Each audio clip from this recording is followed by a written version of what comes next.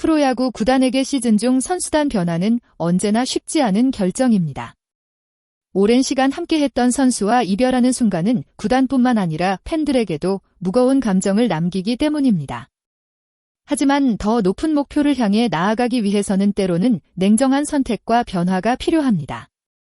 롯데 자이언츠가 선수단 재정비에 들어갔습니다.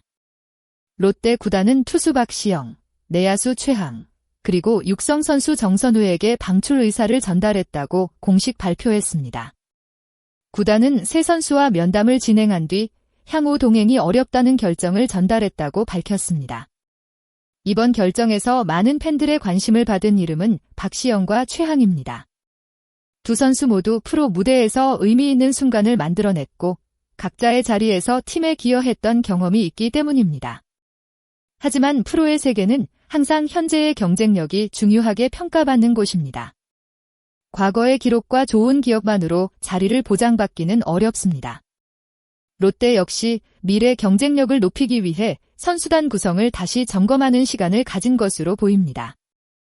이번 방출 소식은 단순히 3명의 선수가 팀을 떠난다는 의미를 넘어 롯데가 앞으로 어떤 방향으로 팀을 만들어갈 것인지 보여주는 하나의 신호로 해석되고 있습니다.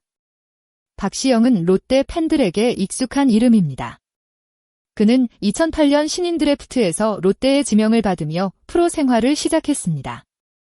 이후 여러 과정을 거치며 성장했고 트레이드를 통해 KT 위즈 유니폼을 입게 됐습니다.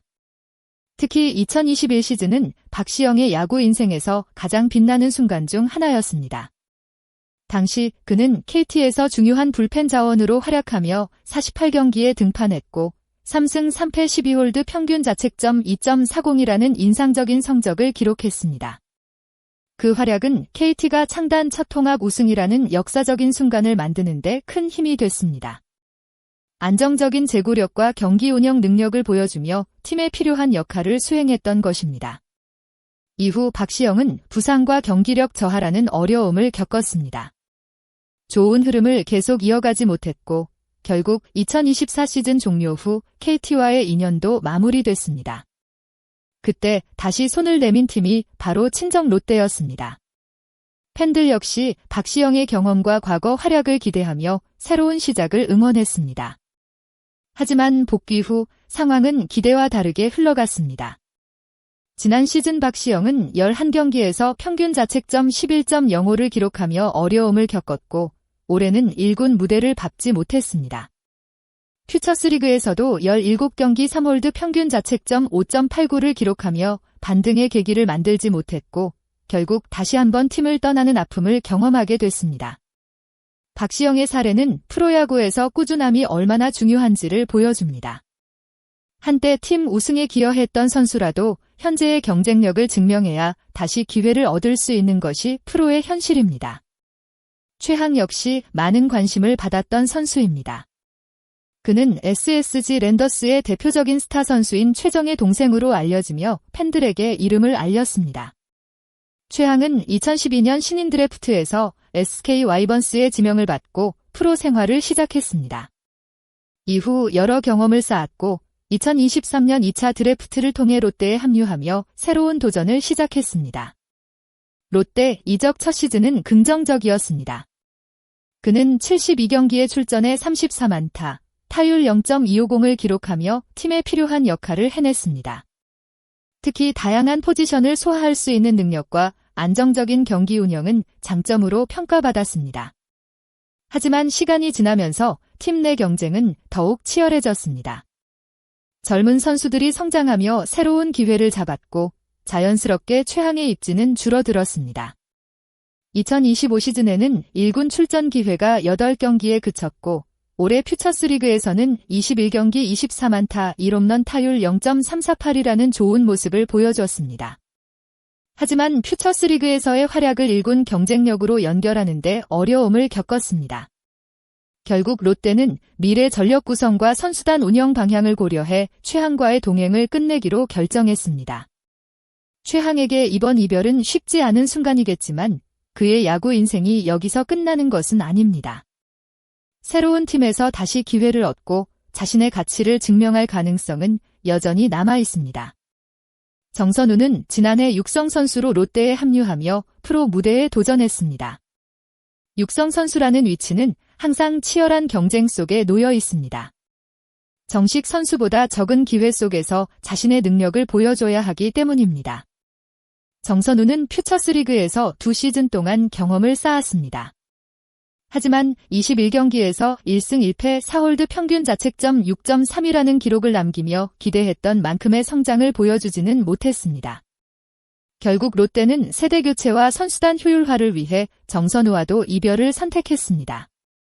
아직 젊은 선수인 만큼 앞으로 어떤 선택을 하느냐가 중요합니다. 방출은 선수 생활의 끝이 아니라 새로운 도전을 시작하는 계기가 될 수도 있습니다. 많은 선수들이 방출 이후 다시 기회를 잡아 프로 무대에서 활약한 사례가 있습니다. 정선우 역시 앞으로 자신의 가능성을 다시 보여줄 기회를 기다릴 것입니다. 이번 롯데의 방출 결정은 팬들에게 여러 가지 생각을 남깁니다. 한편으로는 오랫동안 팀을 위해 노력했던 선수들과의 이별이 아쉽게 느껴질 수 있습니다. 하지만 다른 한편으로는 더 강한 팀을 만들기 위한 과정으로 바라볼 필요도 있습니다. 프로야구는 매년 새로운 경쟁이 시작되는 무대입니다. 젊은 선수들의 성장, 팀 전력 변화, 미래 계획 등 다양한 요소를 고려해야 합니다. 롯데는 최근 젊은 선수들에게 더 많은 기회를 부여하며 팀의 새로운 색깔을 만들어가고 있습니다.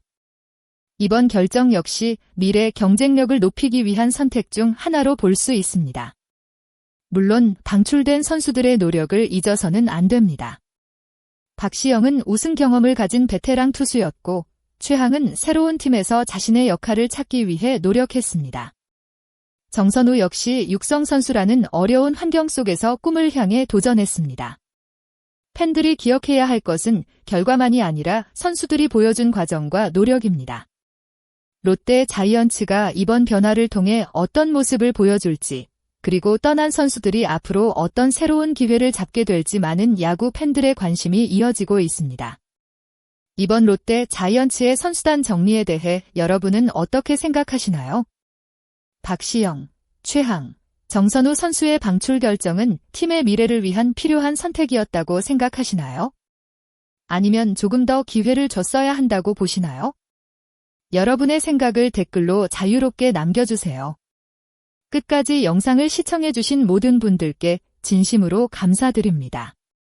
여러분의 좋아요와 구독, 그리고 댓글 하나가 더 좋은 야구 콘텐츠를 만드는 큰 힘이 됩니다.